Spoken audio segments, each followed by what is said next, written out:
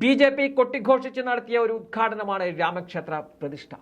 അത് തെരഞ്ഞെടുപ്പ് വിഷയമാക്കി നേട്ടം കൊയ്യാൻ വേണ്ടിയാണ് പണി പൂർത്തിയാകാത്ത സാഹചര്യത്തിലും വളരെ വേഗത്തിൽ, അതായത് തെരഞ്ഞെടുപ്പ് പ്രഖ്യാപിക്കും മുമ്പേ രാമക്ഷേത്രത്തിന്റെ ഉദ്ഘാടനം നടത്തിയത്. വലിയ വിമർശനങ്ങൾക്കൊക്കെ വഴിവെച്ച സംഭവമായിരുന്നു ആ ചടങ്ങുകൾ.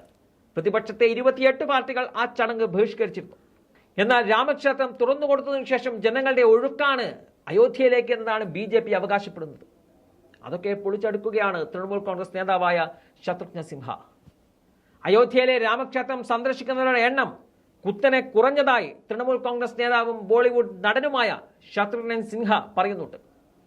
സാധാരണക്കാരെ ക്ഷണിക്കാതെ BJP കോർപ്പറേറ്റുകളെയും താരങ്ങളെയും വിളിച്ച് നടത്തിയ ചടങ്ങായിരുന്നു പ്രാണപ്രതിഷ്ഠാ ചടങ്ങെന്നും ആദ്യ ദിനം 5 ലക്ഷം ആളെത്തിയെങ്കിൽ ഇന്നത് 5000-ആയി കുറഞ്ഞെന്നും അദ്ദേഹം പറയുന്നുണ്ട്.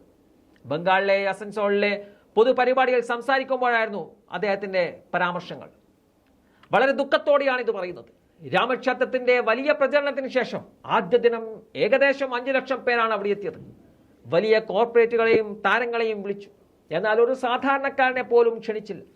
2ഉം 3ഉം ദിനം 3 ലക്ഷം പേരാണ് ക്ഷേത്രത്തിലെത്തിയത്. പിന്നീടത് 2 ലക്ഷമായി. ഇപ്പോഴത് 10,000-ഉം 5,000-ഉം ആയി കുറഞ്ഞു എന്നതാണ് അദ്ദേഹം പറയുന്നത്. ശങ്കരാചാര്യന്മാർ വരാത്തതിനാൽ ക്ഷേത്രം എന്ന നിലയിൽ അത് പരിപൂർണമായിട്ടില്ല. നിങ്ങൾ പല നാടകങ്ങളും പ്രചരണങ്ങളും നടത്തി. കർഷകർ റോഡിലിരിക്കുകയാണ്. ഇതെല്ലാം വ്യക്തമാക്കുന്നത് മോദി പ്രധാനമന്ത്രിയല്ല, പബ്ലിസിറ്റി മന്ത്രി എന്നതാണ്.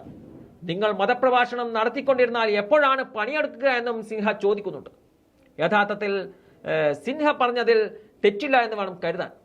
കാരണം കർഷകരുടെ കാര്യത്തിലും മണിപ്പൂർ വിഷയത്തിലും മോദിക്ക് ഉത്തരമില്ലായിരുന്നു. എന്നാൽ രാജ്യത്ത് ഇത്തരം പ്രശ്നങ്ങളൊക്കെ നിലനിൽക്കുമ്പോഴും ഇവിടെ ഒരു പ്രശ്നവും ഇല്ല എന്നുള്ള തരത്തിലുള്ള പ്രഭാഷണങ്ങളാണ് പലപ്പോഴും മോദി നടത്തി വന്നത്.